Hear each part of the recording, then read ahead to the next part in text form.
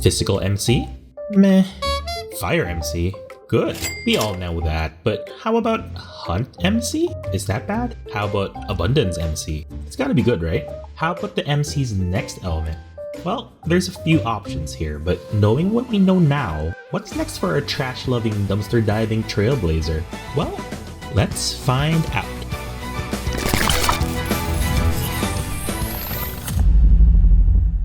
Seeing as we left Belobog in pretty much a blaze of glory, there is a lot of room for speculation about what we could expect for our main character's next big power-up. But so that we aren't just grasping at straws here, it might be best if we start from the beginning.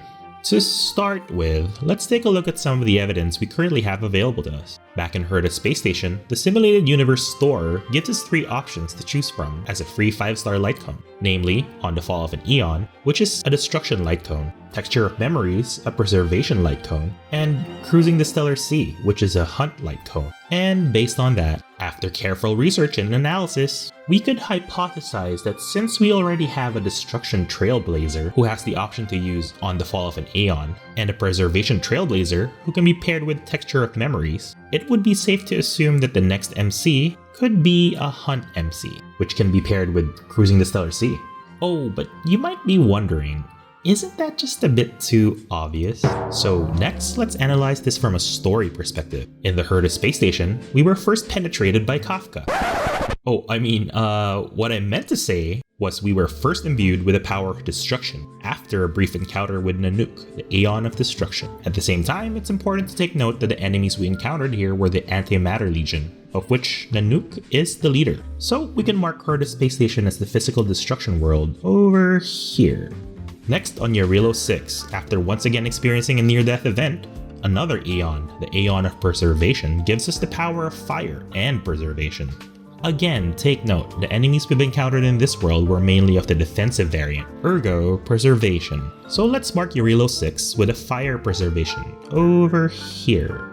Now finally, since the Laofu story isn't done yet, we can infer from the information that we currently have, people of the Laofu follow and worship the Aeon of the Hunt. However, most of the main enemies we encounter are actually from the Aeon of Abundance, made evident by their rejuvenate skills and sustainabilities through active and passive healing. If we follow the pattern from the previous worlds, we can theorize that the next Trailblazer power-up may just be from the Path of Abundance. Now, other than the paths, there's also the matter of what element will be next in line. Seeing as the previous 2 worlds gave us physical and fire, and they're roughly related to the design of each world, the aesthetic of the Laofu absolutely screams wind. So with that in mind, wind is most likely what's next. However, the not so obvious second option is imaginary. With the numerous Mara-struck enemies in the Laofu, it isn't so far-fetched to think that perhaps our Trailblazer could inherit this element as well. After all, if you chose to take the pellet from Don Shu during the Sinner's Misled mission, you were technically Mara-struck, right?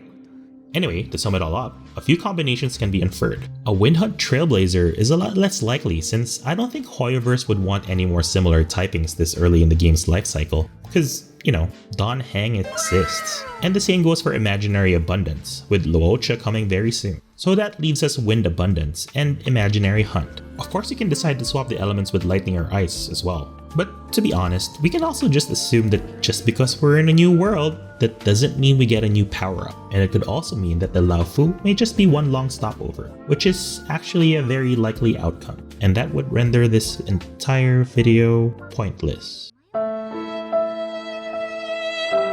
So anyway, if you'd like to see more of my Honkai Star Rail content in the future, consider subscribing to be notified of all my upcoming videos. GG everyone. Peace!